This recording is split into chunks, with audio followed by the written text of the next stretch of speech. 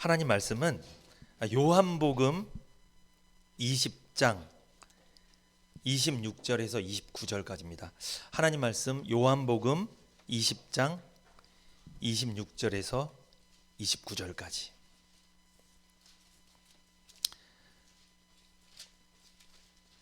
신약성경 183페이지에 있습니다. 요한복음 20장 26절에서 29절을 제가 읽어드리겠습니다. 여드레를 지나서 제자들이 다시 집안에 있을 때 도마도 함께 있고 문들이 닫혔는데 예수께서 오사 가운데 서서 가라사대 너희에게 평강이 있을지어다 하시고 도마에게 이르시되 내 손가락을 이리 내밀어 내 손을 보고 내 손을 내밀어 내 옆구리에 넣어보라. 그리하고 믿음 없는 자가 되지 말고 믿는 자가 되라. 도마가 대답하여 가로되 나의 주시며 나의 하나님이시니이다. 예수께서 가라사대 너는 나를 본고로 믿느냐 보지 못하고 믿는 자들은 복되도다 하시니라. 아멘. 감사합니다. 오늘 부활주일 이렇게 하나님 앞에 예배드리는 것이 얼마나 정말 행복한지 모릅니다. 예수님 다시 살아나신 거 믿으십니까? 믿으셔야 돼요. 오늘 이 부활주일 맞이해서 너무나 중요한 말씀을 준비했습니다. 이렇게 잘 들어보시고 이 말씀이 마음에 잘 새겨져서 평생을 평안한 가운데 살아가시기를 축복합니다. 오늘 설교 제목은요, 다시 부활 신앙으로 라는 제목이에요. 다시 부활 신앙으로 라는 제목입니다. 사람에게 있어서 가장 큰 일이 뭘까? 죽음입니다. 그래서 사람들은 극한의 것을 설명할 때 죽음과 연결해서 말을 하는데, 예를 들어서 죽기 살기로 공부해라. 이게 무슨 뜻이에요? 매우 열심히 공부하라는 뜻이죠. 그리고 어떤 사람들은 죽고 사는 일도 아닌데 걱정은 무슨? 이런 말을 자주 합니다. 이게 무슨 뜻이에요? 죽고 사는 일보다 더한 것이 있겠느냐 이런 말이잖아요. 이처럼 사람들은요, 죽음에 대해서 큰 가치를 부여합니다. 신약 성경 우리가 한번 찾아보겠어요. 히브리서 2장 14절에서 15절. 신약 성경 히브리서 2장 14절에서 15절을 한번 찾아보겠습니다. 거기 보시면 이런 말씀이 있어요. 히브리서 2장 14절에서 15절. 자녀들은 혈육에 함께 속하였음에 그도 또한 한 모양으로 혈육에 함께 속하심은 사망으로 말미암아 사망의 세력을 잡은 자 곧 마귀를 없이 하시며 또 죽기를 무서워함으로 일생에 매어 종노릇하는 모든 자들을 놓아주려 하심이니. 아멘. 아담은 첫사람이죠. 첫사람 아담이 선악과를 따먹고 하나님께 범죄한 이후에 모든 사람은 예외 없이 죽음이 찾아왔죠. 성경은 말씀하죠. 로마서 6장 23절에 죄의 삭은 사망이요. 그러니까 죄를 지면 사망을 당하는 거예요. 죄인은요, 율법이 그 죄인의 죄를 드러내죠. 결국 율법은 그 죄인에게 당신 죄인이야 이렇게 송사를 하게 돼요. 그래서 결국은 송사당하고 뭘 당하는 거예요? 사망까지 당하게 되는 겁니다. 그런데 복음을 듣고 구속의 은혜를 경험하고 의인으로 인정받아 부활의 소망을 가진 우리들은 율법의 송사가 더 이상 아무것도 아닌 게 된 거예요. 그러니까 사단이 율법을 갖고 너 이거 안 지켰지? 안 했지? 너 죄인이야 이렇게 얘기하더라도 이제는 우리는 복음을 듣고 믿어 죄사함을 받았기 때문에 이제는 죄인이란 생각이 들어요? 그래도 의인이란 생각이 들어요? 그래도 의인이야 나는. 물론 내가 죄를 짓고 살지만 그 부분은 하나님 앞에 회개해야 되지만 그래도 나는 신분상보다 나는 의인이다. 상태는 죄인이지만 신분상 나는 의인인 건 변함없어. 아무리 사단이 우리를 막 율법으로 송사를 하더라도. 생명의 성령의 법이 죄와 사망의 법에서 우리를 해방해서 그래요. 생명의 성령의 법은 복음을 말해요. 이 복음이 죄와 사망의 법, 율법에서 우리를 해방시키고 자유를 줬기 때문에 우리는 더 이상 죄인이 아닙니다.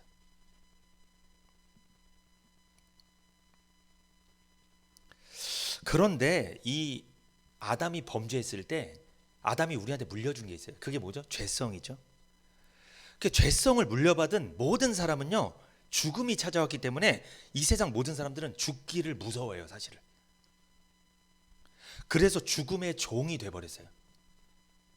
죽음에 매여 살죠. 죽음의 공포에 매여 두려워하면서 살아갑니다. 그래서 죽지 않으려고 애쓰죠. 사람들은 죽지 않으려고 별짓을 다 했죠. 그런데 죽음을 피할 수 없었습니다.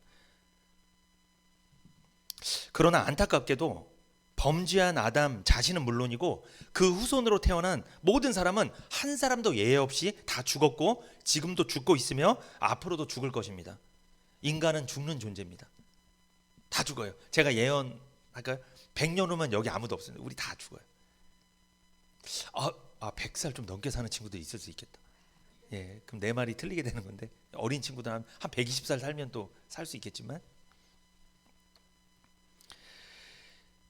히브리서 2장 14절 15절을 보면 우리와 같이 혈육에 속하여 사망의 세력을 잡은 자 곧 마귀를 없애고 죽기를 무서워함으로 일생에 매여 종노릇하는 모든 자들을 놓아주려고 하나님께서 보내신 분이 있는데 누굴까요? 그분이 예수님이죠.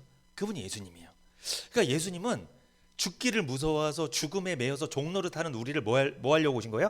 풀어주려고, 우리에게 자유를 주려고, 그 죽음의 공포 두려움에서 해방시키려고 예수님을 사람의 몸을 입고 오셨다는 거예요.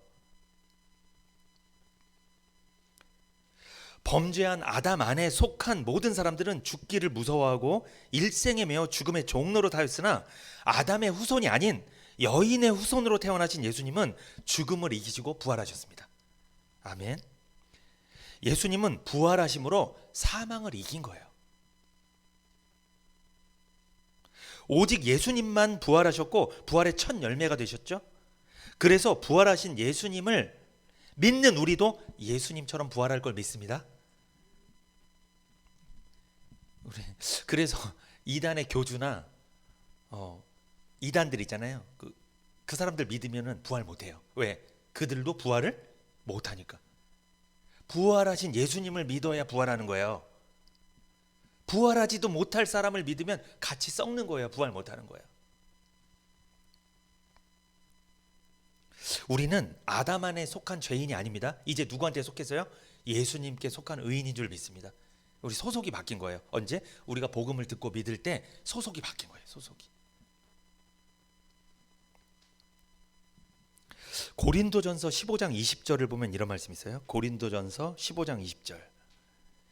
거기 신약성경 고린도전서 15장 20절에 그러나 이제 그리스도께서 죽은 자 가운데서 다시 살아 잠자는 자들의 첫 열매가 되셨도다. 아멘. 예수님께서 부활의 첫 열매가 되셨다는 거예요. 죽었다가 살아나신 첫 열매가 누구다? 예수님이란 뜻이죠. 그래서 예수님의 부활은 구원받은 우리들의 부활이기도 합니다. 즉 예수님의 부활이 우리가 부활하는 근거가 되는 거예요. 우리는 복음을 듣고 믿음으로 구원을 받았습니다. 그럼 우리도 부활할까요? 안 할까요? 부활하죠. 그러면 이게 부활하는 게 나의 힘이나 나의 능력이나 나의 지식으로 되는 거예요? 예수님이 부활하셨기 때문에 되는 거예요? 예수님이 부활하셨기 때문에 내가 부활할 수 있는 거예요.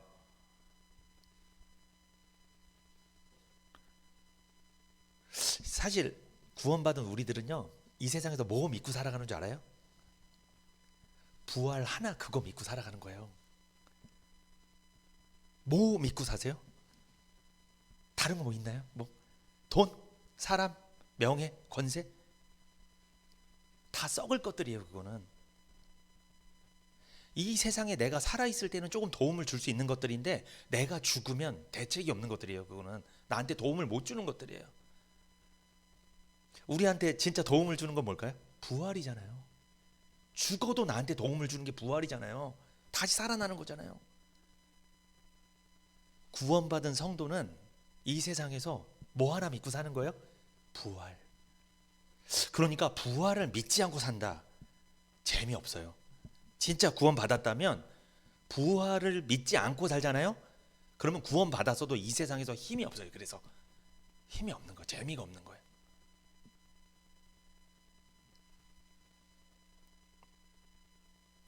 여러분 저와 여러분은 부활 하나에 목숨 건 사람들입니다. 아멘. 이거 부활절만 사셨네 이게 아니고, 부활절만 우리 365일 부활절이어야 돼 사실은.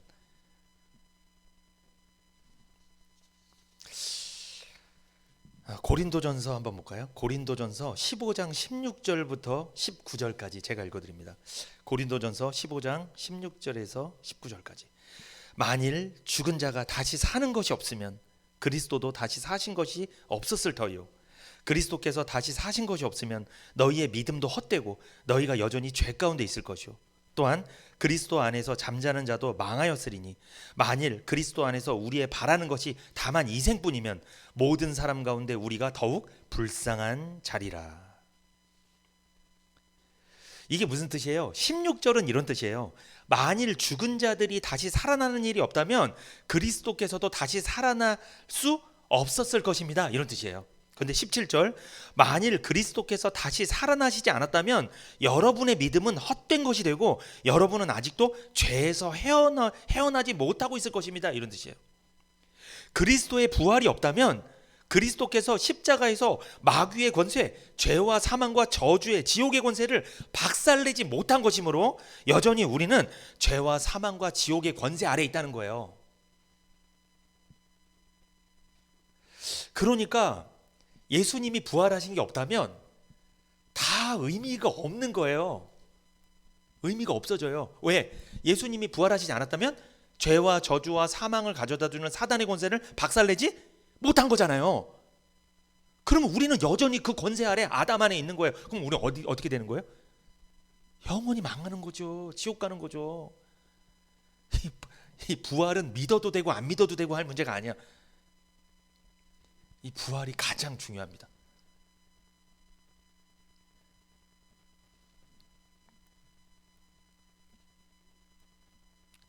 (18절에) 그리스도를 믿다가 세상을 떠난 사람들도 망했을 거예요. 만약에 예수님의 부활이 없다면. 왜? 그냥 죽고 끝난 거예요. 무덤에서 못 살아나니까 그냥 있는 거니까. 19절에 만일 그리스도를 믿는 우리가 이 세상에만 희망을 걸고 있다면 우리는 누구보다도 가련한 사람일 겁니다. 불쌍한 사람일 겁니다. 예를 들어서 예수님의 부활이 없었다면 우리가 부활을 믿어야 안 믿어요? 안 믿죠. 그럼 우리는 어디에 목숨을 걸게 돼 있어? 당연히 이 세상에 희망을 걸고 살아갈 거죠. 여러분, 우리는 이 세상에 희망을 걸어요? 사실 저 하늘나라에 희망을 걸어요? 표정이 갑자기 좀 이렇게 그러시는데, 이 세상에도 희망을 걸지만, 물론 희망이 있지만 우리의 궁극적인 희망은 어디예요? 소망은 하늘나라인 줄 믿습니다. 왜? 하늘나라 가서 우린 부활할 거 믿잖아요. 신령한 몸으로 거듭날 거, 다시 하나님 신령한 몸을 주실 거 우리 믿잖아요. 부활할 거 믿잖아요. 그게 우리들은 그게 소망인데 세상 사람들은, 불신자들은 그게 없기 때문에 어디에 목숨을 걸어요? 이 세상에 목숨 거는 거예요. 그러니까 예수님의 부활이 없다면 우리도 불신자랑 똑같다는 거예요. 교회를 다니지만 이 세상에다 희망을 걸어. 교회를 다니는데도 하늘나라가 안 믿어져. 그러니까 여기에만, 세상에만 희망을 걸어. 이게 불쌍한 자라고 성경이 써놨어요. 가장 불쌍해. 차라리 주말에 어디 놀러 가면 되는데 시간이 아깝잖아요. 이렇게 예배 드리는 게. 부활이 만약에 없다면, 이게 비극적인 거예요. 부활이 없으면 저도 여기서 안 있고 싶어요. 빨리 가서 어디 가서 신나게 바람도 쐬고 꽃도 많이 폈는데, 부활이 있고 예수님 부활하셨고 부활이 있고 사실이고 그것이 믿어지니까 이렇게 우리 예배 드리는 줄 믿습니다. 죽은 자의 부활도 없고 예수님도 부활하지 않으셨다면 주일날 이렇게 우리가 예배 드리고 헌신하고 심지어 헌금까지 드리고 시간 보내고 있는 우리는 이 세상 사람 중에 가장 불쌍한 사람일 거예요. 그래서 부활을 믿지 않는 불신자들은 이걸 뭐라고 생각하세요? 낭비한다고 생각해요. 인생을 소비한다. 이거는 쓸모없는 시간이라고 생각하는 거예요. 우리가 이렇게 예배 드리는 걸. 반대로 말해서 죽은 자의 부활이 있고 예수님이 부활하신 것이 확실하다면 우리의 믿음이 헛되지 않을 것이죠. 우리는 죄 가운데 있지 않을 것입니다. 왜? 죄와 사망과 저주의 권세가 십자가에서 박살났으니까. 그래, 예수님 부활하셨으니까. 그리스도를 믿다가 세상을 떠난 잠자는 자는 다 부활할 것이고 예수님의 부활을 믿는 우리는 이 세상에서 가장 행복한 사람인 줄 믿습니다. 자, 행복하세요? 부활을 믿으면 행복한 거예요. 이 부활을 믿으면. 예수님께서 부활하신 것을 확신하고 있습니까? 예수님의 부활이 나의 부활로 믿어지세요? 그리스도인에게 있어 가장 중요한 신앙은 뭡니까? 부활 신앙이에요. 기독교의 모든 의미는요, 부활이라는 단어에 다 포함되어 있어요. 다 연결되어 있어요. 부활이라는 단어에. 우리가 신앙생활하면서 예배생활, 말씀생활, 기도생활, 헌신, 전도, 신앙인으로서 모든 것을 다 했어도 훌륭하죠? 다 했어요. 모든 것을. 부활 신앙이 없으면 헛된 것입니다. 부활이 없으면 기독교의 모든 교리는 거짓이고 가짜가 되는 거예요.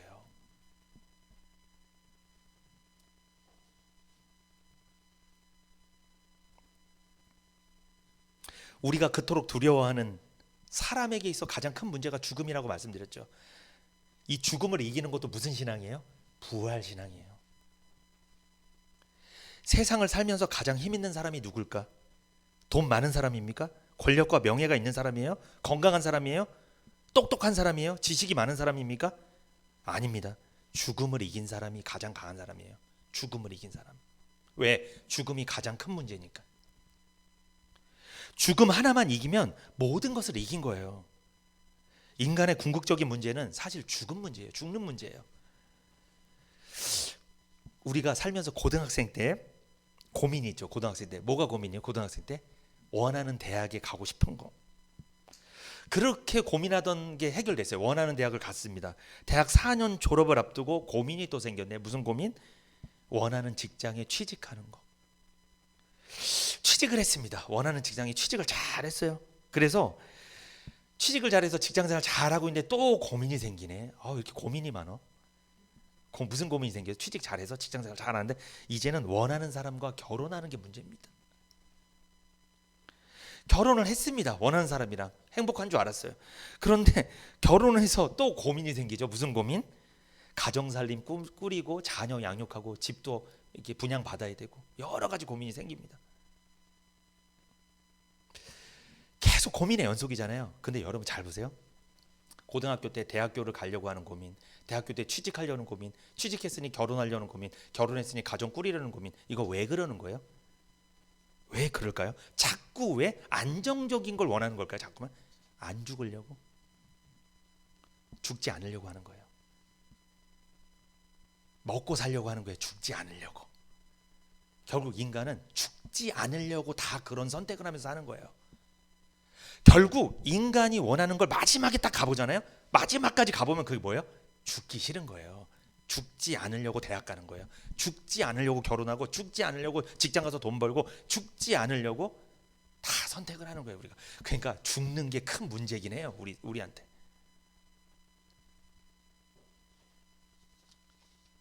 우리가 목사님 저는 이런 문제가 있습니다. 저런 문제가 있습니다. 그거 파고 들어가면 다 뭐예요? 죽는 문제예요. 죽기 싫은 거예요. 그런데 부활 신앙이 없으면 죽을 맛이죠. 정말 교회를 다니는데도 부활 신앙이 없으면 죽는 게 문제인데 그걸 해결을 못 받았어. 부활 신앙이 없어. 큰 문제죠 이게. 고린도전서 15장 55절 한번 같이 한번 읽어볼까요? 우리 힘있게 읽어보겠습니다. 이 구절은 좀 힘있게 힘차게 읽어야 돼요. 고린도전서 15장 55절 시작. 사망아 너의 이기는 것이 어디 있느냐, 사망아 너의 쏘는 것이 어디 있느냐. 잘 보세요. 이 바울이 기록한 건데 바울이 뭐라고 이야기해? 성경 사망아 너의 이기는 것이 어디 있냐, 사망아 너의 쏘는 것이 어디 있느냐. 잘 보세요. 지금 이렇게 말하는 게 막 강하게 이야기하고 있죠. 사망아 너희 이기는 것이 어딨냐, 사망아 너희 쏘는 것이 어딨냐. 잘 보세요. 죽음 앞에서 이렇게 쏘아붙이고 있어. 오히려 사실 우리 인생이 죽음이 우리를 막 쏘아붙이잖아요. 막 괴롭히잖아요. 죽을까 봐 두렵잖아요. 근데 지금 바울은 뭐라고 해요? 죽음을 오히려 밀어붙여. 사망아 너의 이기는 것이 어딨냐, 사망아 너희 쏘는 것이 어딨냐. 이렇게 담대하게 이야기하는 사람이 있을까요? 왜 그럴까요? 바울이 무슨 신앙을 갖고 있었어요? 부활의 신앙을 갖고 있었기 때문에. 바울은 이미 죽음을 이긴 사람이기 때문에, 누굴 통해서? 예수님의 부활을 믿어졌기 때문에, 자기도 부활할 걸 믿어졌기 때문에 이 사망을 쏘아붙이는 거예요. 여러분, 사망에 대해서, 죽음에 대해서 이렇게 쏘아붙이시기를 축복합니다. 이 세상에서 사망, 죽음을 향해서 이렇게 담대하게 선포하는 사람이 있을까? 쏘아붙이는 사람이 있을까? 누구밖에 없어요? 부활하신 예수님밖에 없어요. 또한 부활하신 예수님을 믿는 구원받은 성도밖에 없어요. 이렇게 쏘아붙이는 사람은. 세상에 나가서 사람들만 쏘아붙이지 마시고 죽음에 대해서 쏘아붙이세요. 알았죠? 사람들 괴롭히지 마시고 스스로 얘기하세요. 고백하세요. 사망아, 너의 이기는 것이 어딨냐? 우리 주님이 부활하시고 사망을 이기셨다. 난 그거 믿는다. 사망아, 너의 쏘는 것이 어딨냐? 너 이제 나 괴롭히지 마. 나는 그래, 이 세상에서 한 번은 죽지만 나는 다시 살아날 거야. 나 그거 믿어. 여러분, 이 믿음이 있어야 이 세상을 이길 수 있어요. 이 세상 떠날 때 편안하게 떠날 수 있어요. 근데 이것이 안 믿어지면 불안해요. 이것이 안 믿어지면.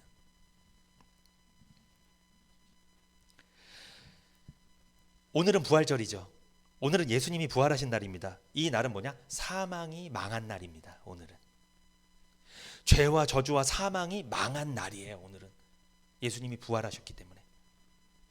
그러므로 예수님의 부활을 나의 부활로 믿는 성도에게는 사망이 멸망당했기 때문에 더 이상 사망 권세 아래에 있지 않으며 죽음에 대한 공포와 두려움에서 벗어나 영생을 누리며 평안한 삶을 살아가게 되는 거예요. 아멘. 구원받은 그리스도인에게 부활보다 더 큰 가치는 없는 줄 믿습니다. 구원받기 전에 우리에게 가장 큰 가치가 뭐였는지 아세요? 죽음이에요. 죽음. 그래서 죽지 않으려고 애쓰며 산 거예요. 그러나 예수님의 피로 죄를 씻음받고 구원받은 이후에는 부활의 소망이 생겼죠. 이제는 죽음이 두렵지 않습니다. 부활의 첫 열매 되신 예수님처럼 나도 부활할 것이 믿어졌기 때문입니다.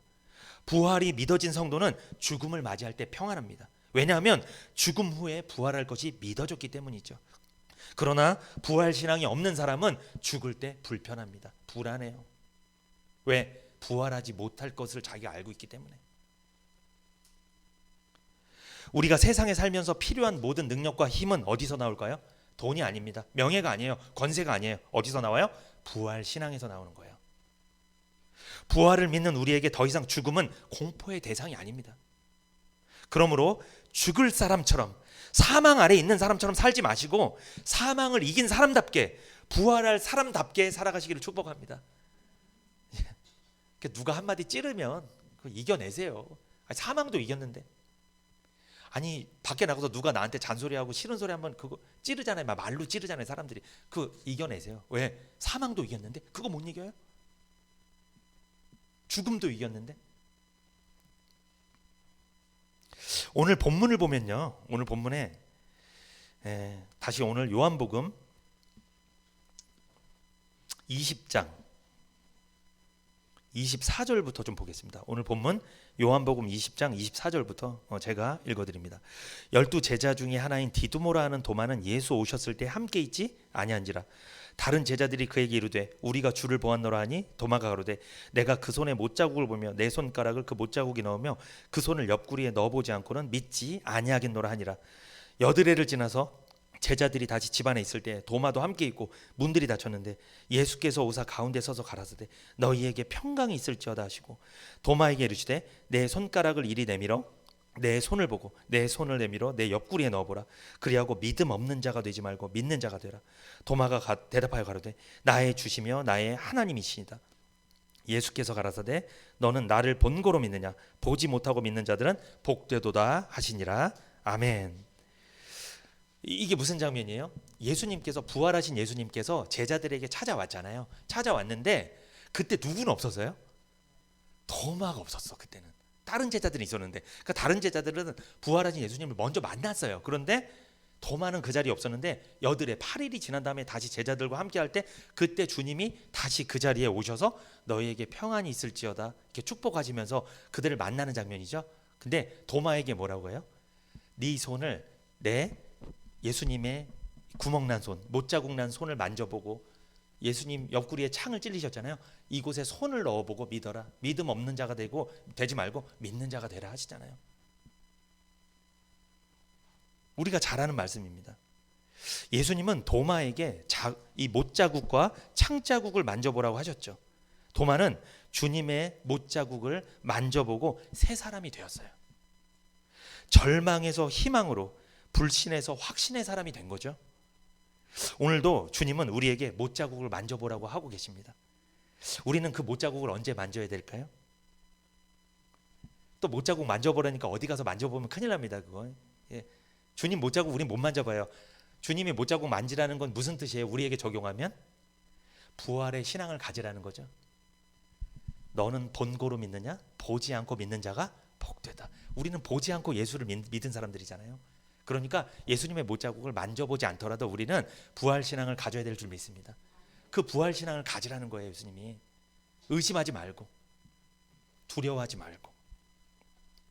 그렇다면 우리에게 부활 신앙이 필요한 때는 언젠가? 첫 번째, 언제입니까? 절망할 일이 있을 때 우리는 부활 신앙을 갖고 있어야 돼요. 절망할 일이 있을 때. 지금 제자들은 사실 절망하는 상황이었어요. 왜 절망했을까요? 예수님의 죽음은 제자들에게 절망이죠. 예수님이 없다면 인생도 삶도 절망뿐입니다. 이게 무슨 뜻이냐? 복음이 없다면 인생도 삶도 절망뿐입니다. 절망이란 말이 뭐예요? 소망이 끊어졌다는 거예요.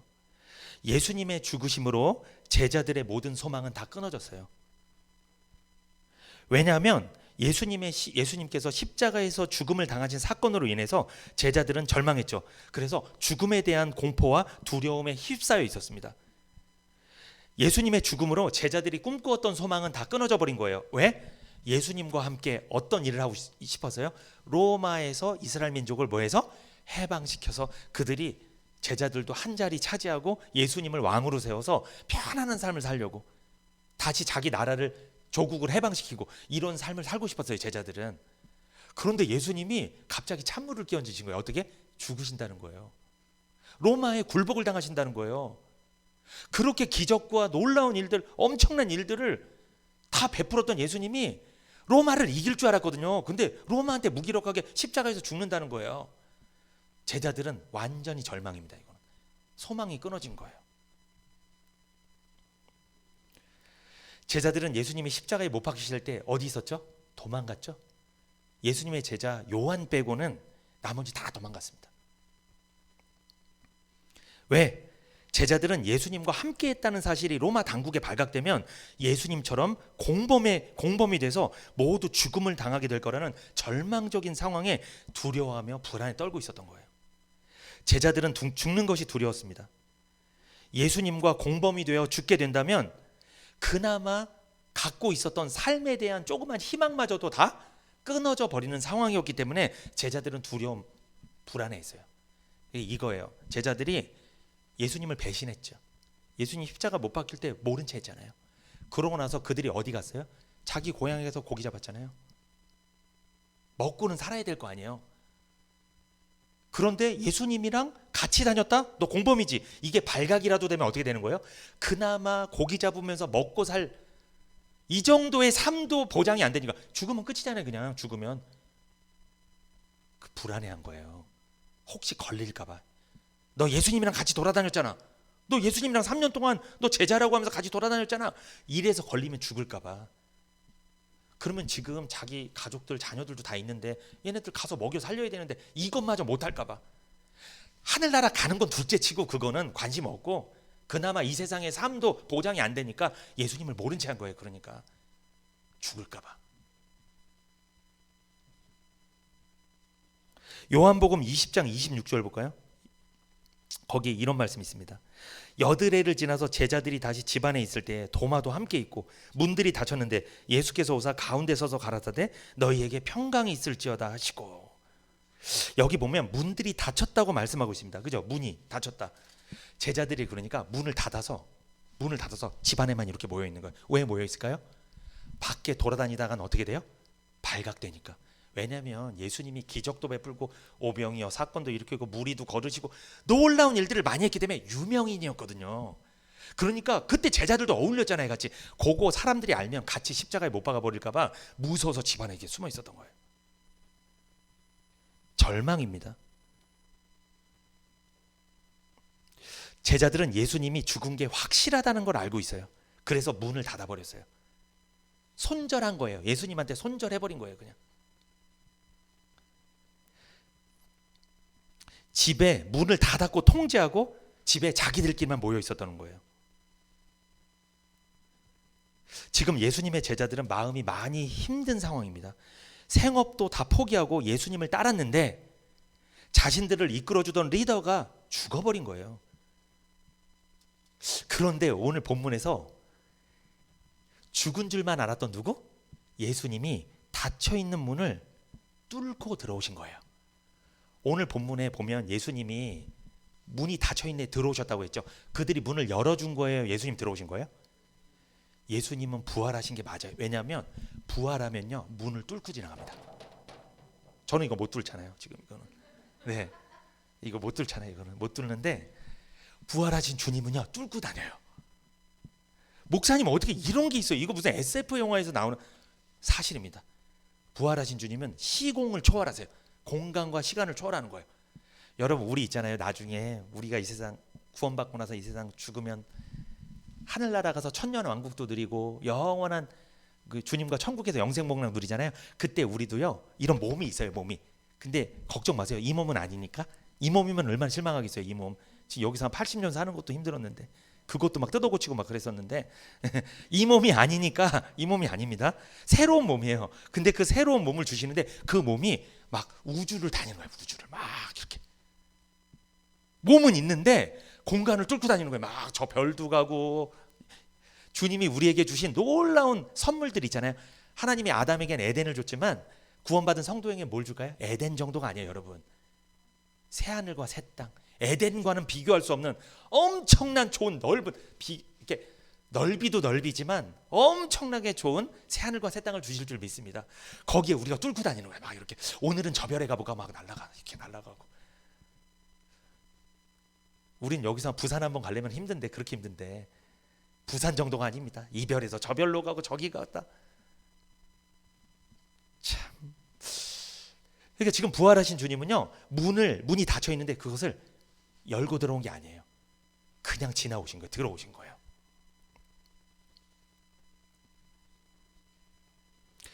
누가복음 24장 30절에 보면요. 누가복음 24장 30절 주님께서 부활하신 주님께서 엠마오로 향해 가는 제자들과 함께 식사도 하신 장면이 나와요. 누가복음 24장 30절에 저희와 함께 음식 잡수실 때 떡을 가지사 축사하시고 떼어 저희에게 주시매. 부활하신 예수님은 몸이 있습니다.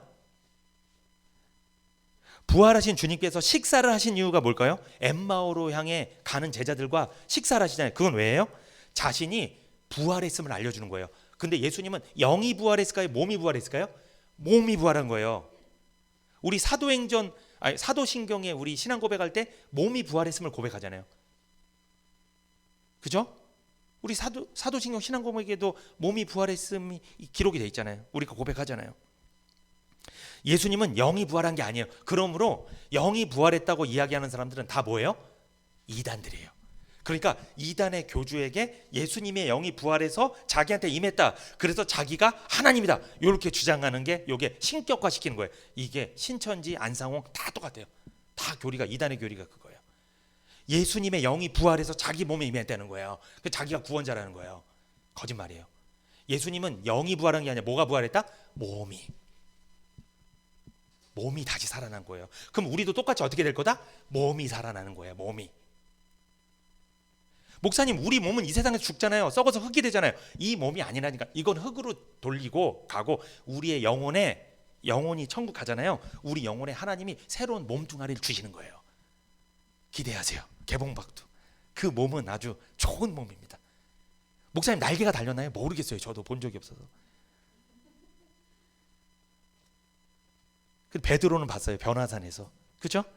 변화산에서 주님 부활하신 몸 봤잖아요. 베드로. 얼마나 좋았으면 여기서 우리 텐트 치고 살면 안 돼요. 막 그러잖아요. 베드로가. 너무나 좋아서. 주님은 몸으로 부활하신 거예요.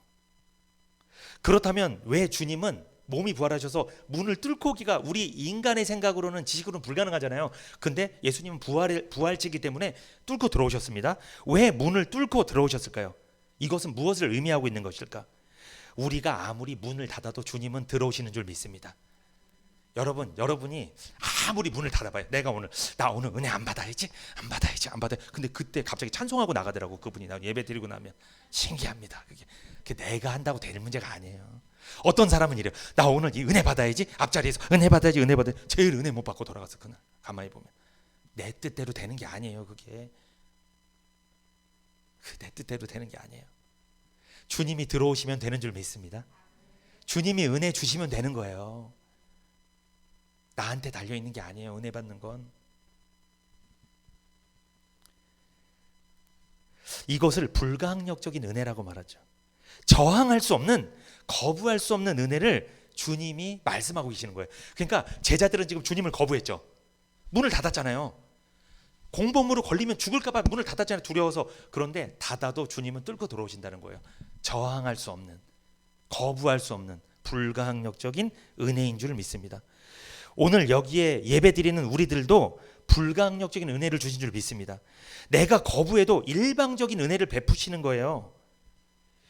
요즘 마음에 이것이 안 믿어져 힘듭니다. 자꾸만 의심이 들고 목사님 이게 잘 안 믿어져요. 그래도 괜찮습니다. 의심이 들으면 더 와서 앉아 계세요. 말씀을 한번 들어보세요. 그러면 주님이 말씀을 통해 들어가셔서 은혜 베푸신 줄 믿습니다. 예. 그러니까 요렇게 왔던 사람, 이렇게 막 째려보고 왔던 사람이 찬양하고 나간다잖아요. 예.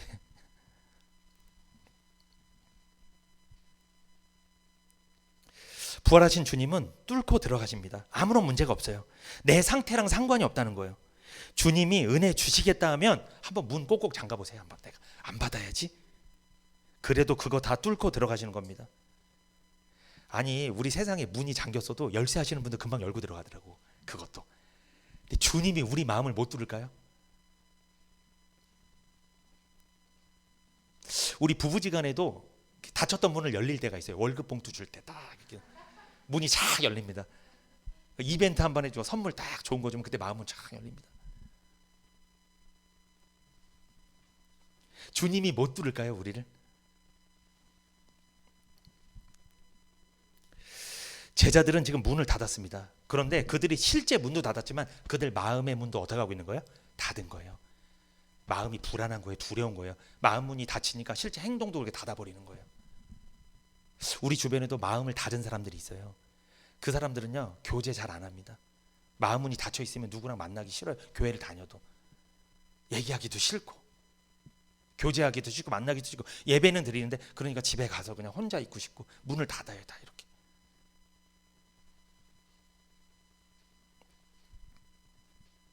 그런데 26절 말씀 볼까요? 26절. 여드레를 지나서 제자들이 다시 집안에 있을 때 도마도 함께 있고 문들이 닫혔는데 예수께서 오사 가운데 서서 가라사대. 예수께서 오사 어디에 섰어요? 가운데. 가운데란 말을 썼어요. 여기다 가운데. 이 말씀은 뭐예요? 예수님이 우리 인생 가운데 오시길 원한다는 거예요.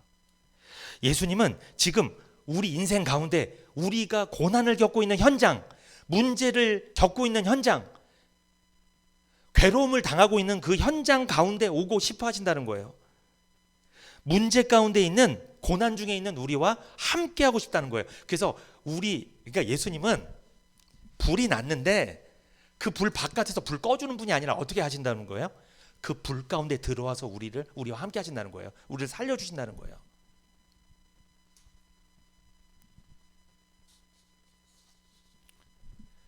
예수님이 죽었습니다. 소망이 끊어졌습니다. 절망의 상태에 있는 제자들과 죽음의 두려움 속에 마음 문을 닫고 있는 그 제자들, 그 상황 가운데 주님은 오셨어요. 함께 해주셨습니다. 그리고 그들의 문제를 해결해 주시겠다고 약속하셨어요.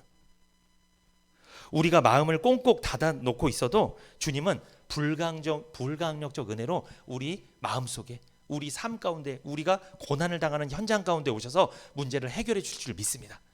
이거 믿으세요. 이거 믿으세요.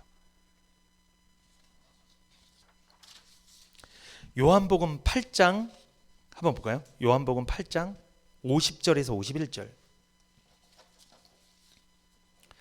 요한복음 8장 50절에서 51절. 거기에 이런 말씀이 있습니다. 요한복음 8장 50절에서 51절. 예수께서 들으시고 가라사대 두려워 말고 믿기만 하라. 그리하면 딸이 구원 얻으리라 하시고 집에 이르러 베드로와 요한과 야고보와 및 아이의 부모 외에는 함께 들어가기를 허하지 아니하시니라. 회당장 야이로의 딸이 죽었죠. 그 12살 난 딸이 죽었습니다. 그래서 여러분, 사랑하는 딸이 죽었는데 이거는 절망이죠. 소망이 끊어진 거잖아요. 이 절망의 현장 가운데 주님이 들어가셔죠. 그래서 그 딸에게 달리다굼 소녀야 일어나라 하시잖아요. 그때 그 소녀가 다시 부활하잖아요. 다시 살아나잖아요. 그런데 예수님은 요한복음 8장 50절에 뭐라고 말씀하세요? 예수께서 들으시고 가라사대 두려워 말고 믿기만 하라. 예수님은 절망의 현장 가운데 들어오셔서 이런 말합니다. 두려워 말고 믿기만 하라. 사실 예수님은 그 집에 가지 않으셔도 그 아이를 살릴 수 있는 분이죠. 능력이 하나님이시잖아요. 그러나 절망의 현장 가운데서 아이를 살려주셨다는 거예요. 민수기 2장 1절 볼까요?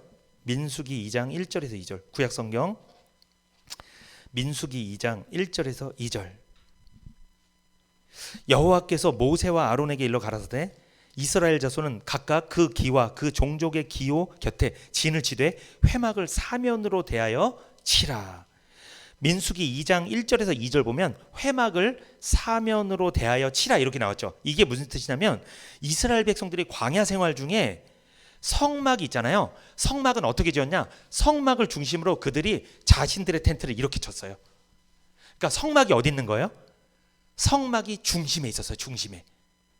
성막을 중심으로 두고 이렇게 지파별로 이렇게 텐트를 이렇게 막 쳤어요. 200만 명 이렇게 텐트를 친 거예요. 그러면 성막은 어디서나 볼 수 있어야 안 보여요? 어디서나 볼 수 있어요. 가운데 있으니까. 여러분, 성막은 어떤 곳이에요? 성막은 하나님이 임재하는 장소예요. 하나님의 집이에요. 하나님 계시는 곳이에요. 어디 계세요? 지성소에 계시죠. 하나님이 임재하는 곳. 성막은 속죄받는 곳, 죄를 용서받는 곳. 그리고 성막은 예배를 드리는 곳, 제사 드리는 곳. 그리고 성막은 하나님을 만나는 곳. 그리고 성막은 하나님의 말씀을 받는 곳. 성막은 이스라엘 백성들의 삶의 중심이었습니다. 오늘날로 말하면 어디가 중심이 돼야 돼요? 교회입니다. 그런데 오늘날 교회는 성전은 아니에요. 성막은 아닙니다. 성전은 없어졌어요. 구약 때 다. 오늘날 교회는 그냥 예배당입니다. 교회입니다. 그러나 이곳에서 속죄 받을 수 있죠. 말씀을 통해, 복음을 통해 죄를 씻음 받을 수 있잖아요. 그러면서 죄가 씻음 받으니까 하나님을 만날 수 있는 길이 열린 거죠. 하나님 만나는 곳이에요. 하나님 임재를 경험하는 곳이에요. 그리고 여기는 말씀을 받는 곳이에요. 이 교회가 우리들의 생활의 중심이 돼야 될 줄 믿습니다. 그래서 신기한 거는 교회 중심으로 이사들을 많이 오는 이유가 그런 이유도 있긴 있어요. 뭐 구약처럼 따라하겠다는 게 아니라 왜? 말씀을 가까이 두겠다는 거예요. 항상 하나님 만나는 것을 내 생활의 중심에 두겠다는 거예요.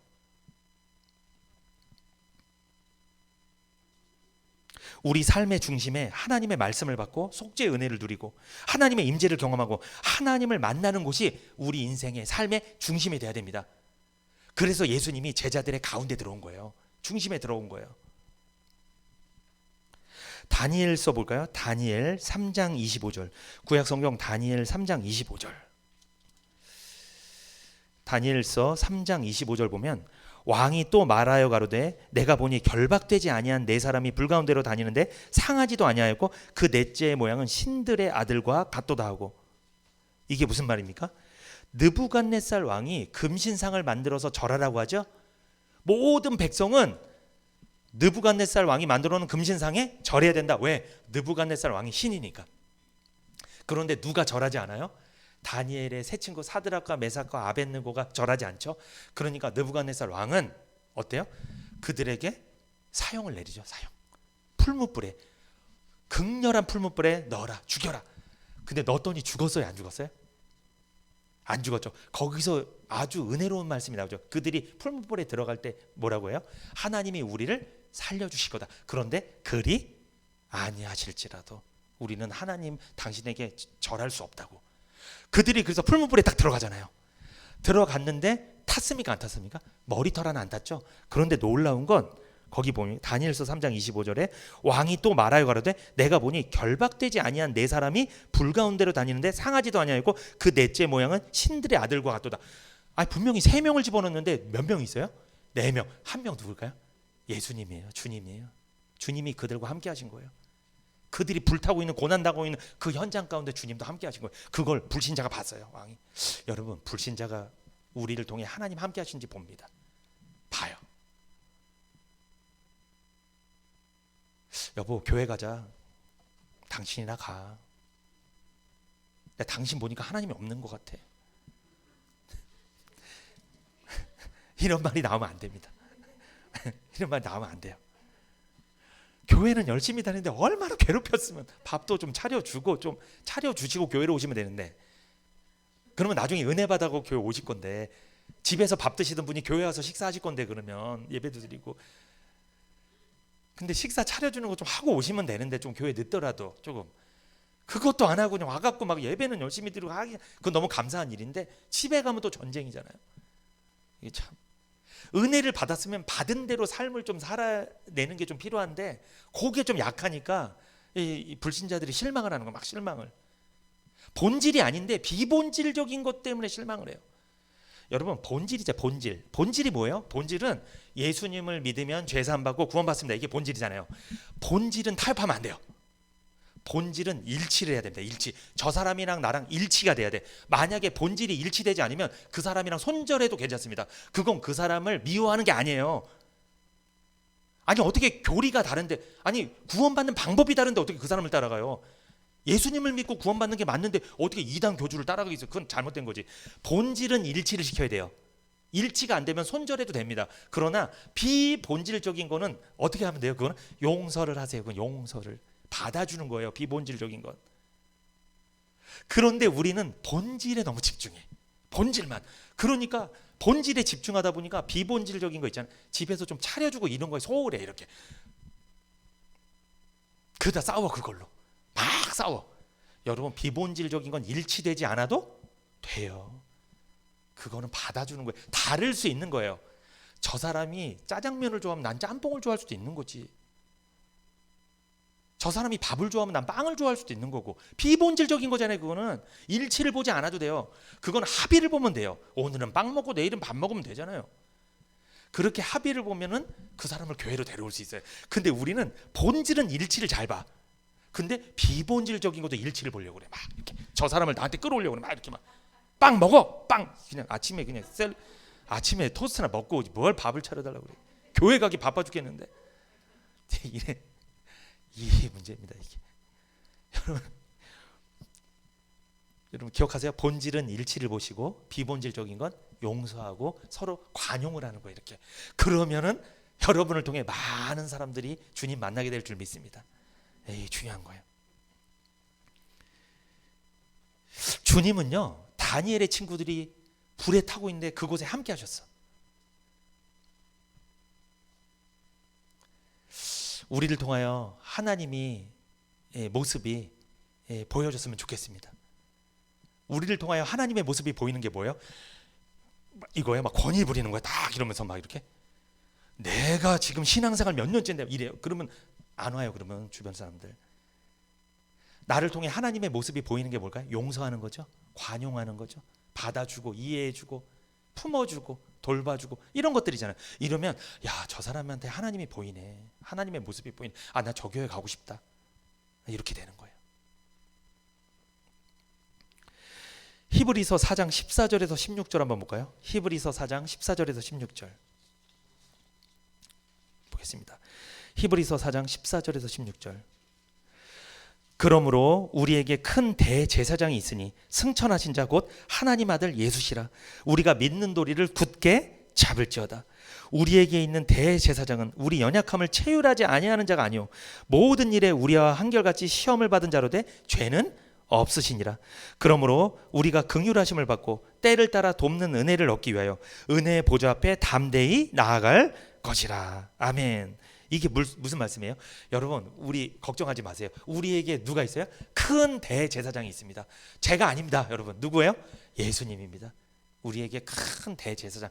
그 큰 대제사장께서 저에게 제가 살아가는 날 동안 여러분들을 이렇게 신앙을 맡기신 거예요. 저에게 위임을 하신 거예요. 저는 그냥 도와드릴 뿐입니다. 우리를 실질적으로 인도하시는 큰 대제사장은 누구십니까? 예수님이에요. 그런데 그 예수님은 승천하신 자입니다. 곧 하나님의 아들 예수입니다. 우리가 믿는 도리를 굳게 잡아야 됩니다. 우리가 이 복음의 말씀을 귀히 여겨야 됩니다. 이 복음의 말씀을 잘 들어야 되겠죠? 잘 믿어야 되겠죠? 그런데 우리에게 있는 대제사장은 우리 연약함을 체휼하지 아니하는 자가 아니요. 여러분, 이 한글 성경이 좀 어렵게 돼 있어요. 체휼이 뭘까요? 체휼이 뭐냐? 처지를 이해하는 거예요. 그리고 아픔과 슬픔을 공유하는 거예요. 그리고 깊은 연민으로 불쌍히 여기는 거, 이게 체휼이에요. 그러므로 예수님은 어떤 분이라는 거예요? 우리의 아픔을 공유해 주시고, 우리의 처지를 이해해 주시고, 우리의 슬픔을 공유해 주시고, 우리 삶의 문제 가운데 오셔서 함께 하시는 분이고, 외면하지 않으시고. 그러니까 예수님이 이런 분이라는 거예요. 예를 들어서 예수님이 그냥 우리가 필요한 돈이나 이런 것 좀 주고서 네가 알아서 해결해, 이런 분이 아니라 우리 삶에 들어서 우리와 같이 일하시며, 우리와 같이 슬퍼하시고 기뻐하시고, 우리와 같이 고민하시고, 그러면서 우리의 삶을 지켜주신 그런 분이라는 거예요. 그냥 능력으로 그냥 딱 하나 주고 네가 알아서 해, 이런 분이 아니라는 거예요. 예수님은 우리의 연약함을 너무나 잘 아시는 분입니다. 왜? 예수님은 우리와 같이 육체를 입으신 분이기 때문입니다. 우리의 연약함을 공감하시고 예수님은 공유하시는 분이고 이해하시는 분인 줄 믿습니다. 그래서 예수님 이 세상 오셨을 때 배고팠을까요? 안 배고팠을까요? 우리 어떤 어린아이들이 그러더라고. 예수님은 하나님이니까 안 배고프겠네요. 아이, 배고팠어. 그래서 무화과 나무에서 무화과 열렸는지 보러 갔는데 열리지 않았지만 그거 막 드시러 가셨잖아요. 예수님은 피곤했을까요? 안 피곤했을까요? 피곤했어요. 왜? 그래도 배 밑에서 막 주무셨잖아요. 예수님 우리랑 똑같이 땀도 흘리시고 피곤하시고 배고프시고 때론 아프시고 때론 감기도 걸리시고 우리랑 똑같은 걸 겪으신 거예요. 하나님이시지만 왜? 우리를 뭐 하시려고? 이해하시려고, 공감하시려고. 여러분 참 신기합니다. 사람이요, 마음 문을 여는 게 너무 중요한 것 같아요. 사람 마음 문을 열지 않잖아요. 그러면 그 사람 내 말 안 듣습니다. 이 마음 문이 닫혀 있으면 내 말을 안 들어요. 말을 안 듣는 걸 내가 알면 그때부터 말을 하기 싫은 거예요. 그러니까 대화가 단절되는 거죠. 그리고 사람이 마음 문이 닫혀 있잖아요. 마음 문이 닫혀 있으면 사람이 저 사람을 의심하고 있어요. 이렇게 쟤가 잘 못할 것 같은데, 쟤는 나한테 피해를 입힐 것 같은데, 이런 생각이 딱 있잖아요. 의심하고 있잖아요. 그러면 그 사람이 무슨 말을 해도 내가 들을까요? 안 들을까요? 안 들어. 내 마음이 또 닫혀 있어. 이미 의심하고 있기 때문에. 그건 관계가 끝입니다. 그거는 관계가 끝난 거예요. 그거는. 그럼 어떻게 관계가 개선돼야 되냐? 말을 많이 해서 개선하는 게 아니에요. 그거는 이 사람 마음을 얻을 수 있도록, 신뢰감을 형성할 수 있도록 어떤 일들을 해야 돼요. 같이 밥을 먹거나, 같이 어떤 일을 하거나, 취미 생활하거나, 같이 산책을 하거나, 어떤 활동을 해야지. 그걸 하지 않고 말로 풀려고 하면 안 풀려집니다. 마음 닫아버려요. 그냥. 지금 제자들이 그런 상황이에요. 완전히 닫혀 있는 상태예요. 그래서 예수님이 말씀하시기 전에 먼저 어디에 오셨어요? 그들의 삶의 현장 가운데, 그들이 두려워하는 현장 가운데 들어오셨죠. 왜 들어오셨을까요? 말로 해도 되는 분인데, 그들과 내가 너희와 함께 있다는 거, 너희가 힘들 때 나는 함께 있다는 걸 알려주고 싶은 거예요. 그래서 직접 그 몸으로, 부활하신 몸으로 들어오셔서 손에 구멍 난 것도 보여주시고 옆구리도 보여주신 거예요. 너희들 힘들지? 너희들 지금 죽을까 봐 두려운 거잖아. 불안하잖아. 힘들잖아. 삶이 막막하잖아. 앞으로 어떻게 자식들이랑 먹여 살리지 불안하잖아. 나도 그렇게 힘들었단다. 나도 힘들었어. 내 손을 봐봐.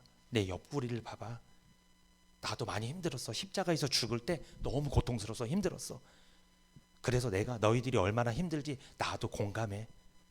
나도 알아 그거. 그래서 가운데 들어오신 거예요. 여러분 제가 상담을 많이 해봤는데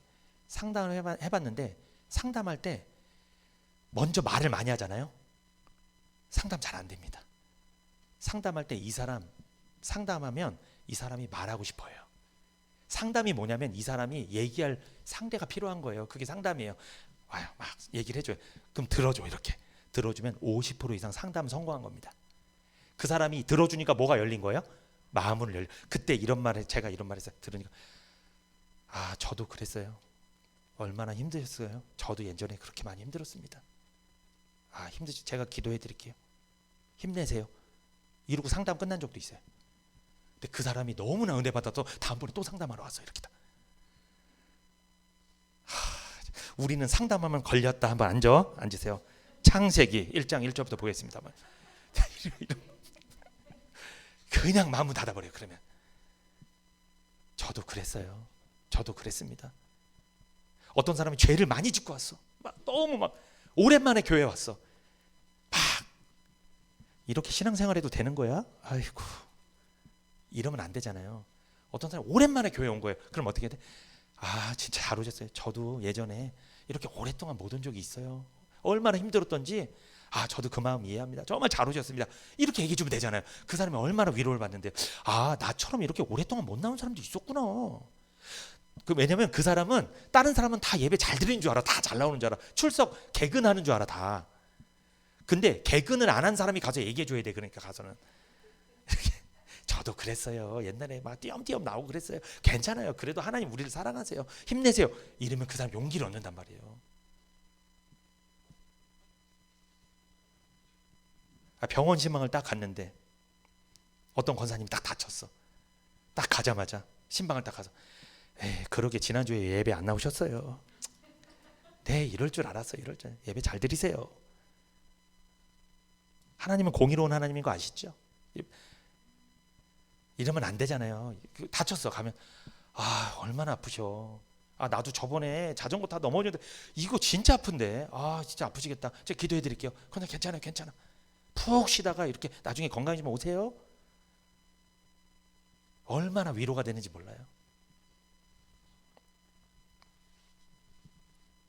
우리 중에 누구도 문제가 없는 사람 없습니다. 그런데 그 문제 가운데 주님이 오셔서 해결해 주시겠다는 말씀이에요. 내가 병에 걸렸을 때 치료가 될까? 내가 어떤 문제를 갖고 있는데 이 문제가 해결될까? 내 미래는 어떻게 될까? 내 사업장은 어떻게 될까? 그리고 내가 일하는 직장, 나는 앞으로 어떻게 살아야 될까?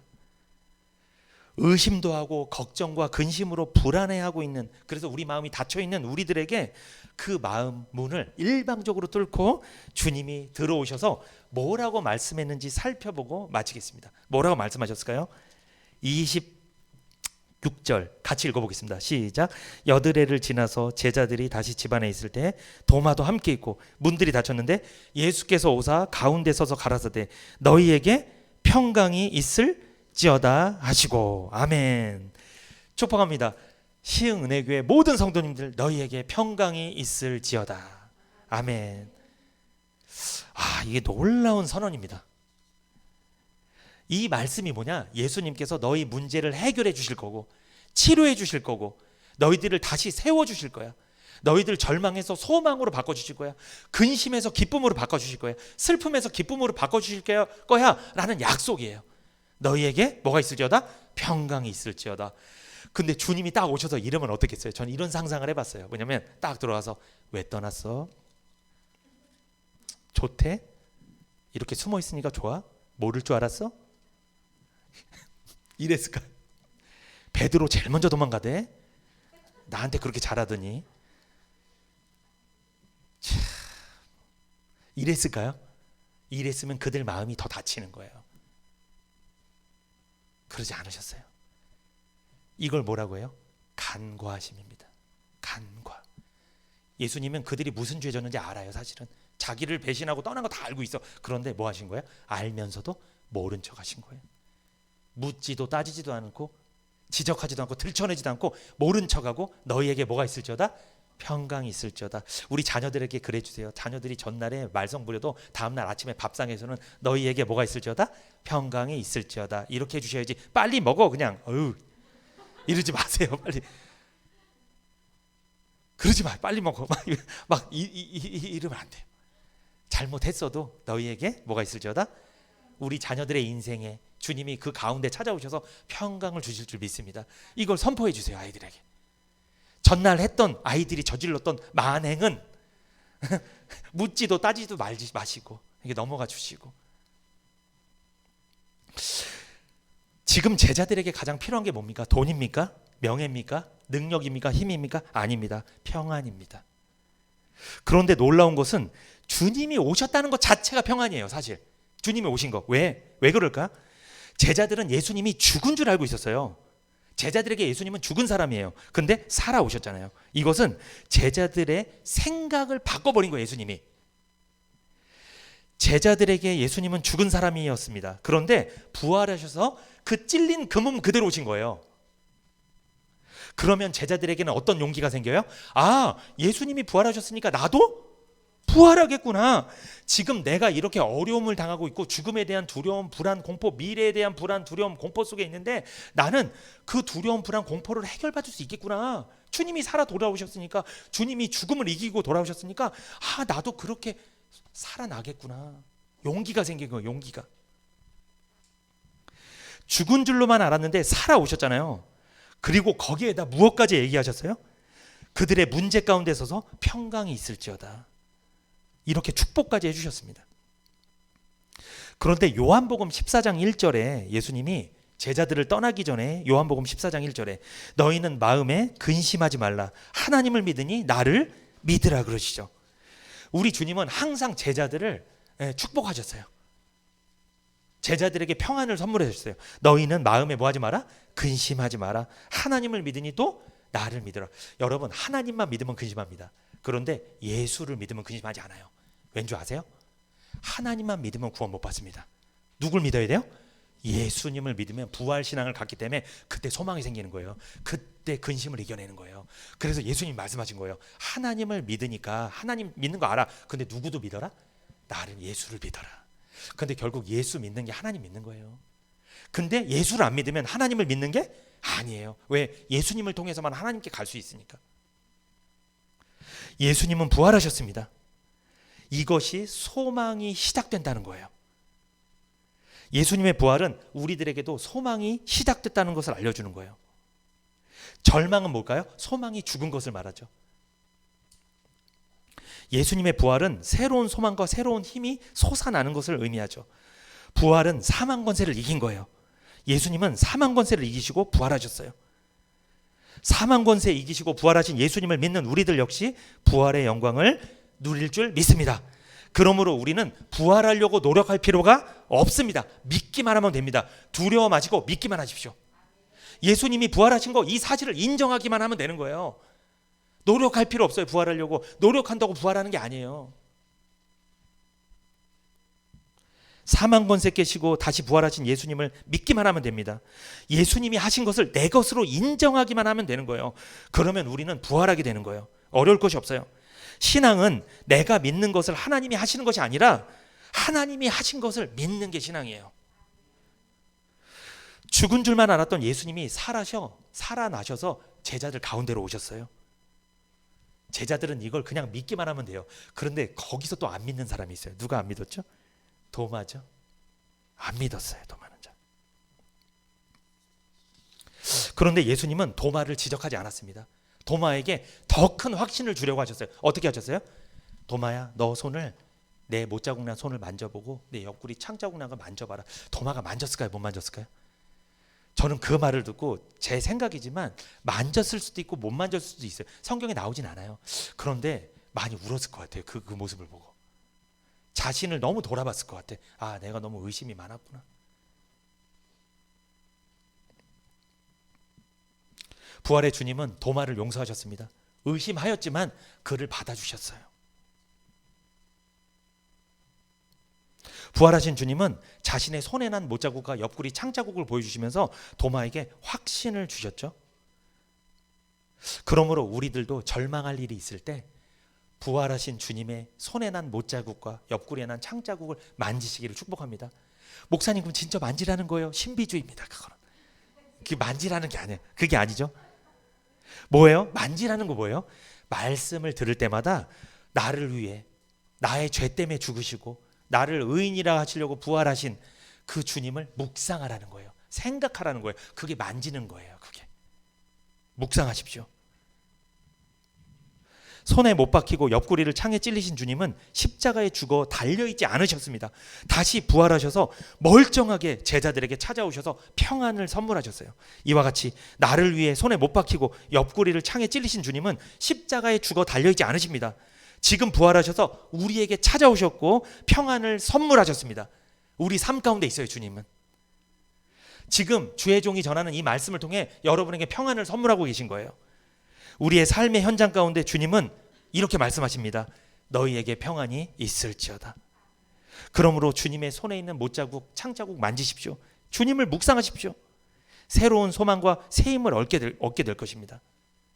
왜 만져야 되는지 아시겠죠? 주님의 부활하신 주님의 은혜를 늘 묵상함으로, 그 손에 난 못자국과 그 옆구리에 난 창자국을 묵상함으로 이 부활의 신앙을 갖고 절망할 일이 있을 때 승리하며 소망 가운데 살아가시는 저와 여러분이 되시기를 축복합니다. 이제 말씀 마치고 드려지는 예물을 축복하며 기도하도록 하겠습니다.